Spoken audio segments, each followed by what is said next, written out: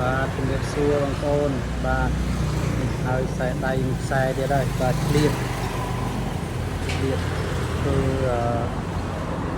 មួយបាត់កំងឥឡូវបានពីគាត់ហើយខាត់ប្រហោះអសមិញហ្នឹងគាត់ឃើញព្រៀងគាត់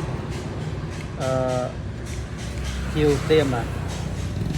គាត់អត់ចាំយូរទេបាទហើយខ្សែដៃនេះអ្នកដែលកំងទិញហ្នឹងគឺច្រើនអញ្ចឹងខ្ញុំអត់មានថ្មបងប្អូនបាទនេះប្រភេទថ្មខ្មែរបងប្អូនបាទអញ្ចឹងប្រភេទថ្មខ្មែរនេះគឺអត់ងាយរੂទេបងប្អូនអើយអត់មានដូចថ្មនាំចូលយកមកធំស្រួលធ្វើអីអត់ទេ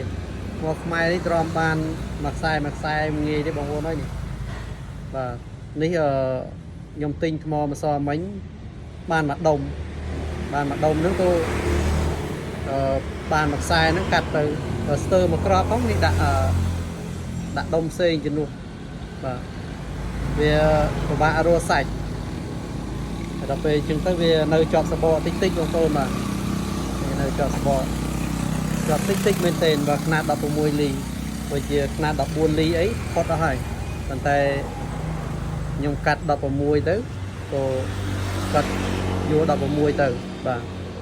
ចឹងអត់ងាយរួយថ្មខ្មែរបងប្អូនបាទនេះជាថ្មខ្មែរខ្ញុំធានា 100% ហ្មងបាទសូមអរគុណ